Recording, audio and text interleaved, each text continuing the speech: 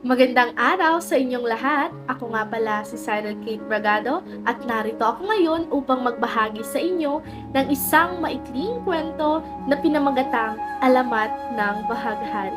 Alam niyo ba, na simula pa lamang ay meron ng 7 kulay dito sa mundo? Hayaan niyo akong ibahagi ko sa inyo ang isang maikling kwentong ito.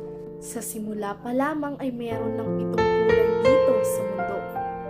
Sila ay sinapula, kahel, dilaw, luntian, bughaw, indigo, at lila. Inatasan sila ni Bathala na magbigay ng kulay dito sa mundo. Ngunit, sa hindi inaasahang pagkakataon, sila ay hindi magkasundo-sundo. Sinabi ni Bathala na magtulong-tulong at magbigayan lahat sa isa't isa, ngunit hindi nila ito ginagawa. Patuloy silang hindi nagkakasundo sa iba't ibang bagay. Palagi silang nagkakaroon ng kompetensya sa isa't isa, lalo na pagdating sa oras ng kanilang trabaho. Sabi ni Luntian, "Ako ang pinakamaraming nagawa dito, kaya karapat-dapat lamang na ako ang mabigyan ng gantimpala ni Bathala." Ngunit sumagot si Bughaw, "Anong sinasabi mo dyan na ikaw ang pinakamaraming nagawa? Hindi hamak na mas marami ang ambag ko kesa sa'yo. Tingnan mo na lamang ang karagatan at ang kalangitan, at iyong makikita ang aking pinaghirapan. Kung kaya ako ang nararapat na mabigyan ng sinasabi mong gantimpala." Ngunit hindi pa natapos ang alitan. Bagkus ay lalo pa itong lumala dahil nakisali sa usapan ang iba pang mga kulay.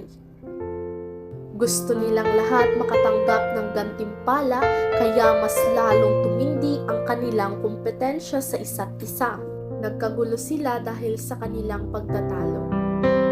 Narinig ni Bathala ang nangyari, ang pagtatalo ng mga kulay. Dahil dito, nagalit si Bathala. Pinarusahan sila nito.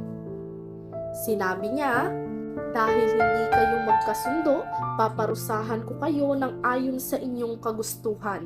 Dahil palagi kayong magkakakompetensya, gusto kong malaman nyo ang kahalagahan ng kooperasyon sa isa't isa. Ang kahalagahan ng bawat isa sa inyo mula ngayon hanggang sa habang buhay, gagawin ko kayong isa upang nang sa gayon ay maramdaman ninyo ang inyong kahalagahan at kagandahan ng bawat isa sa inyo." Kung kaya, pinagsama-sama ni Bathala ang 7 kulay at pinagdikit-dikit niya ang mga ito. At dahil sa sobrang nagalit si Bathala, kung kaya siya ay nahabag sa pag-iyak.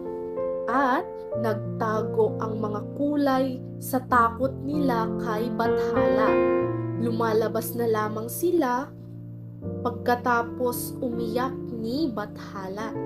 Ngunit laking gulat nila nang sila'y lumabas ay dikit-dikit na sila. Hindi na nila mapaghiwalay ang kanilang mga sarili kahit anong pilit nila. At nalaman nila na mula sa 7, sila ay naging isa. Kaya, ngayon, ang habag na hari na pinagmulan ng mga ito ay sa paglaoy naging bahaghari.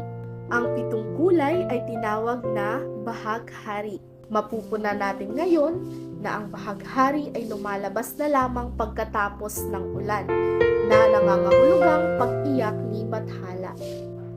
At makikita natin dito na ang 7 kulay na naging isa na hanggang ngayon ay tinatawag natin bahaghari. Doon na po nagtatapos ang kwento ng Alamat ng Bahaghari. Maraming salamat po.